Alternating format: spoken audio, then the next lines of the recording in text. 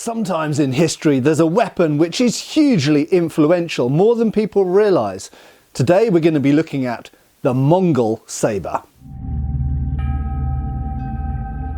Hi folks, Matt Easton here of Schola Gladiatoria. Now over the years, a subject which I've somewhat neglected on my channel but I really should have given more attention to is the Mongols, particularly the Mongol invasions, not just of Europe, but of everywhere, because of course Genghis Khan was a huge, mighty and important conqueror in not just history in Europe, but history in Asia, history in the Middle East and North Africa. Incredibly important and influential empire that sprung out of Mongolia under Temujin. And a question which I've actually been asked a number of times in comments under videos for years and years, for the last decade basically, is what types of swords did the Mongols use? And this is not necessarily a straightforward question to answer, and so I've never got around to doing a video on it, but this hopefully will answer that question in pretty straightforward terms. And moreover, we're going to look at the swords that the Mongol swords influenced, where they came from and where they went to. So here I have one of the latest replicas from LK Chen. Now many of you will know that I've done various things with LK Chen over the years. I've reviewed a lot of their swords, and finally they've got around to turning their attentions to a Mongol saber. That's right. So in essence, what the Mongols, what Genghis Khan was using for most of the army, most of the Golden Horde, was a saber. Now, before I go on and before we look at the details and the features of this particular saber, I just want to say that these swords are part of a wider group, the Turko-Mongolic sabers. So if you want to look up more about them online, that's what you're looking for, essentially, Turko-Mongol sabers. And they are part of a group that goes all the way back far earlier actually than Genghis Khan's time, and a little bit later as well. And they aren't an isolated group, and they're somewhat complicated to talk about. Now, this isn't going to be a hugely detailed video about them, because that would warrant an entire big video just by itself. So this is really an introduction to the subject. But all you need to know for the purposes of this is that the Turko-Mongol sabers come around just about the earliest in the 7th century. They start to become quite common in the 8th, 9th and 10th centuries within Central Asia. Okay, so the first types of them appear in Central Asia, and they do appear on the outskirts of Europe with people like the Avars. So there are various groups, nomadic raiding groups, some of which settle, and one of the earliest examples of one of these Turko-Mongol sabers is actually found in a grave from Romania. It's an Avar grave. So Charlemagne, for example, in the late 700s was fighting against the Avars. The Avars were one of the main opponents of the Carolingian Empire, of Charlemagne's empire. And they were essentially a horse-based culture, a bit like how the Mongols will be later on, much later on. So the Mongols, Genghis Khan, we're talking about the 13th century, okay, so the 1200s. So we're talking about a large period of time here. Now, what's interesting about these Turko-Mongol sabers is they span a large amount of time. They do change, they do evolve, there are different types, they're not all the same. But what is surprising is they are a very definite type that do maintain consistent features, and we'll look at those features in a second. But one other thing to mention as well, particularly about the Mongols and Genghis Khan's army, is they included a lot of different people from different areas, and they absorbed military technology from different areas, most famously Chinese ships and siege engines, for example. And of course, the Mongols conquered areas and absorbed things from there and just made them part of the Mongol Empire.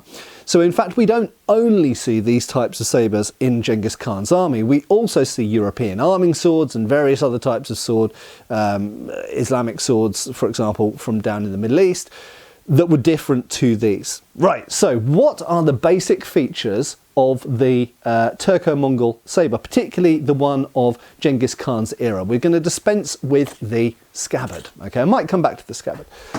So this isn't a review of the sword, we're going to just look at the basic features for now. Now the first thing you'll notice is this blade is a gently curved blade, and very interestingly, characteristically, it has a bevel, it has a false edge, okay? So this is actually incredibly like 19th century military swords, as found in places like Britain and France and Prussia.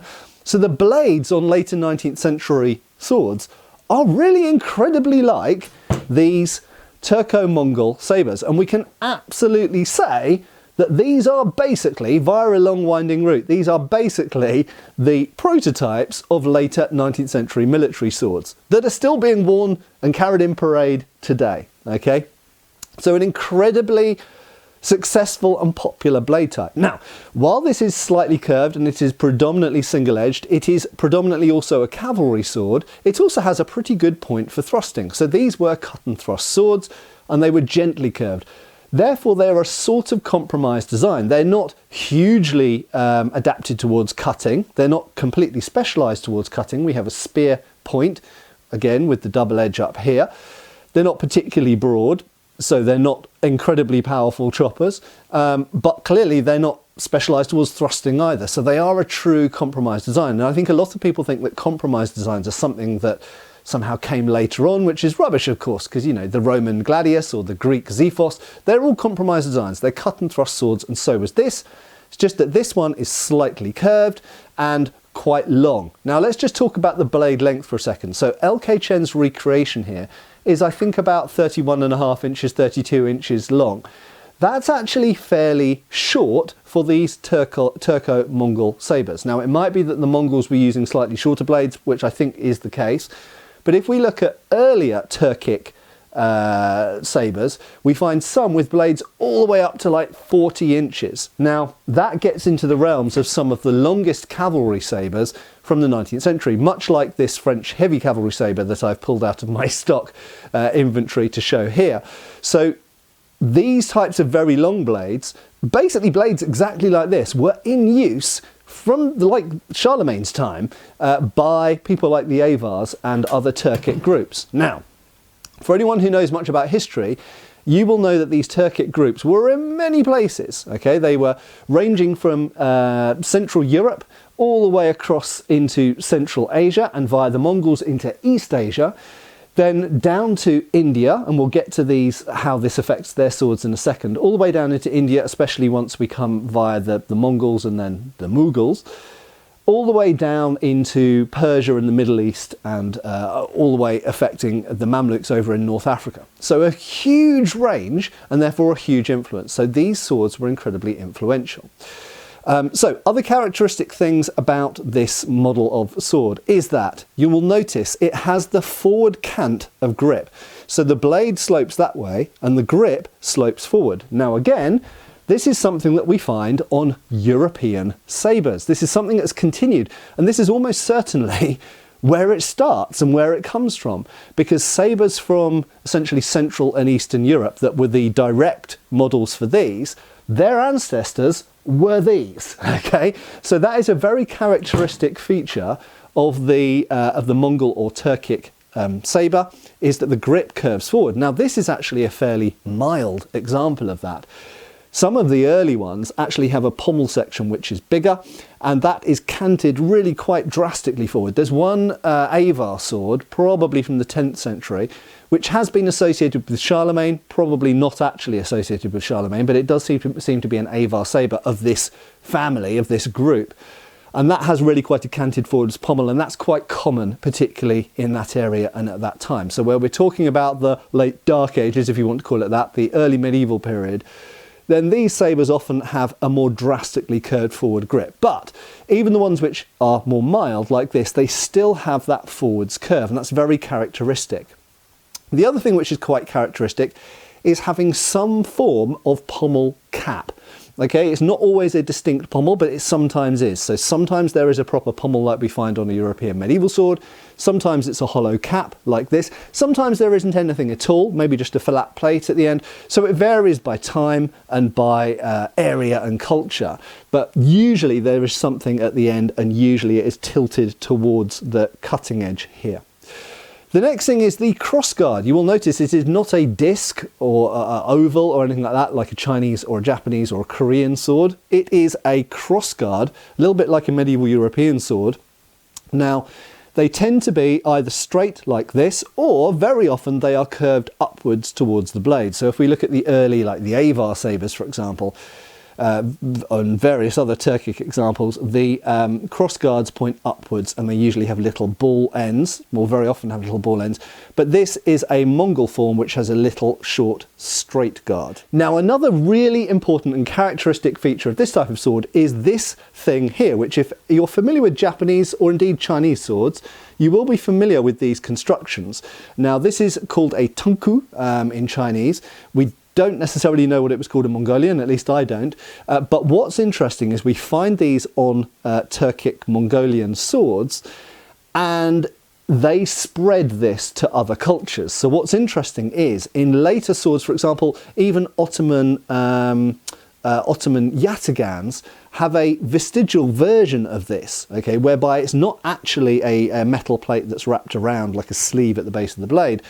They sometimes, in fact, engrave it on the blade. So they still maintain this as a decorative element, even when it no longer has a functional element, which tells us, as archaeologists and historians, that originally, the old ones, the original ones, had these plates. Now, what's interesting is that connects us to two very important cultures. It connects us to the Turkic Mongolian swords. So we know that Ottoman swords probably have their root in those, and that's probably where they come from. But additionally, also Chinese swords. Now, that's very interesting because we know that there was a two-way exchange. Obviously, the Mongols conquered China. And they brought certain things to China and they took certain things from China. So it was a two-way exchange. Now, what's not totally clear is whether this construction was originally a Chinese thing, was originally a Turkic thing. We're not 100% sure, but certain types of Chinese sword do have it. And it is possible, going all the way back to the Han Dynasty, it is possible that certain forms of ancient Chinese sword did influence the later Turkic swords. But equally, if we look at the scabbard designs and various other things, it's very likely that nomadic groups on the borders of China influenced Chinese swords as well. So it was a two-way exchange. And in fact, we also see influence from Mongolian swords, or Turkic and Mongolian swords, on later dynasties in China. We see this on Ming swords, Ming dynasty, and we see this even on Qing dynasty swords all the way through to the 19th century. So there are features, design features on Chinese Dao, for example, that clearly come from the Mongol influence. And moreover, it seems to be the Mongol influence that made the Dao the primary military sword in China. Okay, so before that, the Jian was the primary military sword in China. After the Mongols, it became the Dao. Okay, the Jian still existed, it was the court sword essentially, but the Dao became the primary military sword, probably because of Mongol influence.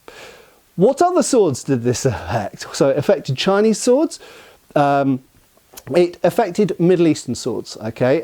So up until the Mongol invasions of the 13th century, the standard Islamic world sword, so if we look at the Three Crusades, for example, contrary to what you've seen in Hollywood movies, even contrary to what you read in some history books, depressingly, and funnily enough, I've just been filming in Canada for a documentary which touches on this subject as well.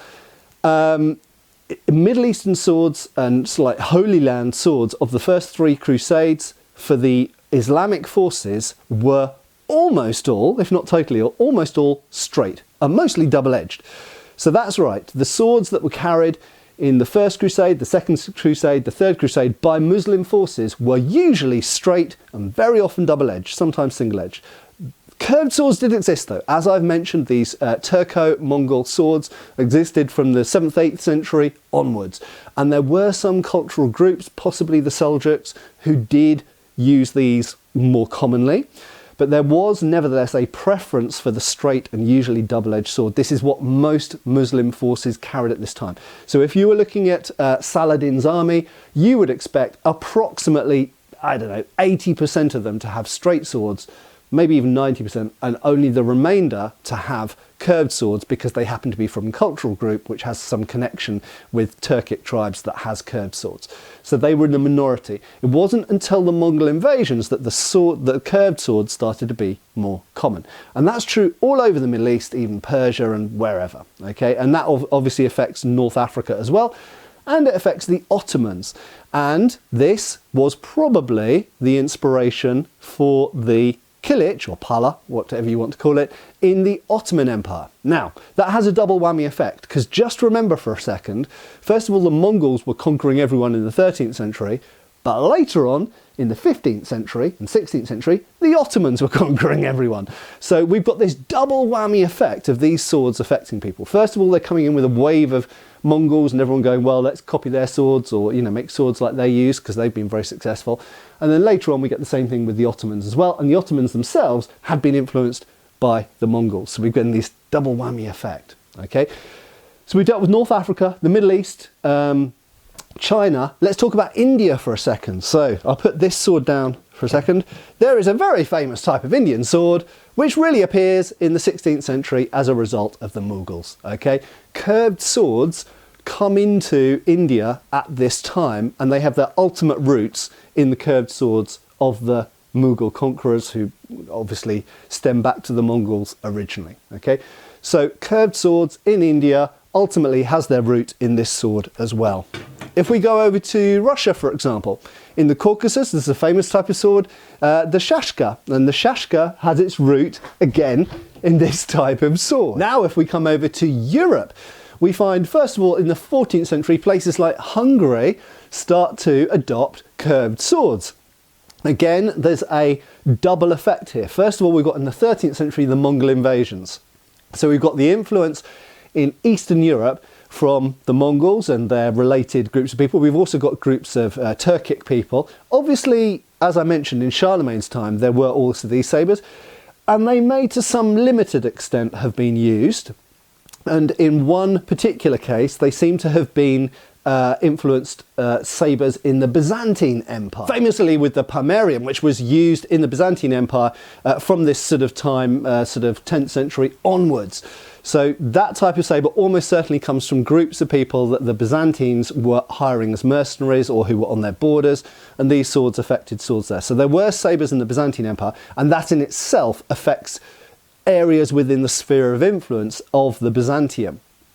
But then we've got this next effect of the Mongols coming in the 13th century, and then you've got the Ottomans appearing in the, well, not appearing, but starting to be a problem on the borders of Europe in the 14th century, and obviously increasingly so in the 15th century, until eventually the conquest of Constantinople in 1453.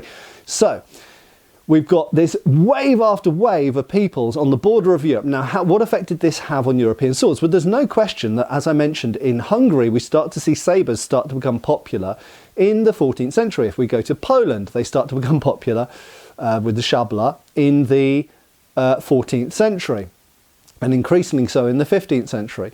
If we go to even Switzerland, the Swiss saber, if we look at the blade there, very clearly influenced probably by Ottoman swords as well. And these are distinct to the Langmesser and the falchion. They have some crossovers, and in fact, in some senses we could say that the Langmesser is affected enough by these new incoming saber designs to sort of become what we now know as the Dusak. And the blade forms that we see on 16th century Langmesser or Dusak are somewhat different to most of the blade forms we see on 15th and 14th century examples of falchion. So we have a huge amount of influence all over the world coming from these swords. We have it in the Middle East and North Africa. We have it in India. We have it in China in a two-way exchange. We have it obviously all over Central Asia. We have it in Eastern Europe. And we have it in the Byzantine Empire as well. And of course, this is through various waves. We've got originally the Turkic groups in Charlemagne's time and the subsequent, so 9th, 10th centuries. Then we've got this massive influential invasion of the 13th century under Genghis Khan. And then we've got another 100 years of Tatar or Mongol activity as well on the borders of Europe.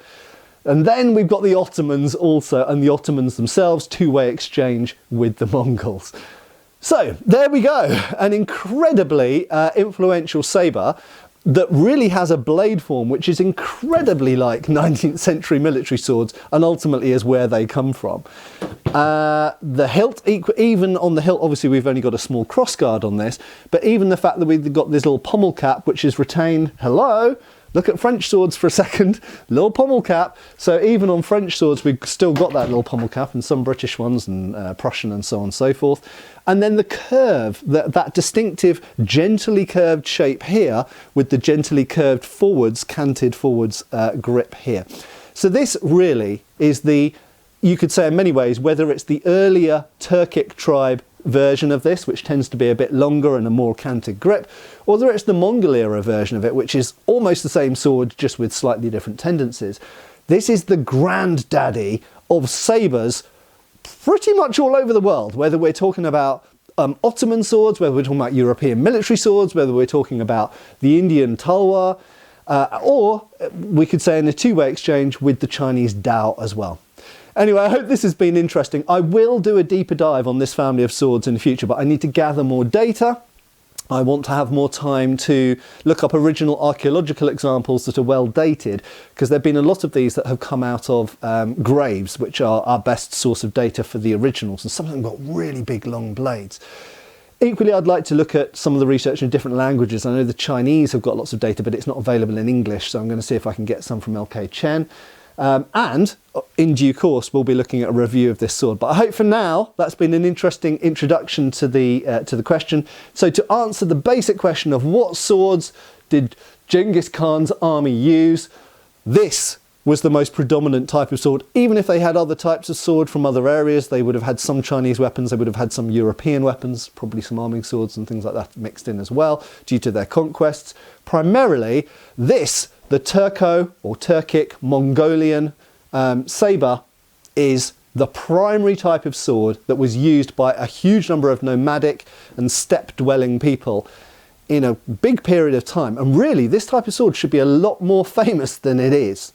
But hopefully I've done my little starting part to help change that, and we'll do more in the future. Anyway, I hope you've enjoyed watching. I hope I'll see you on the channel again really soon. Give us a thumbs up. Hope you're subscribed. I've got extra videos on Patreon if that's something that's of interest, and I will see you really soon. Cheers, folks. Thanks for watching. We've got extra videos on Patreon. Please give our Facebook a like and subscribe if you haven't already. Cheers, folks.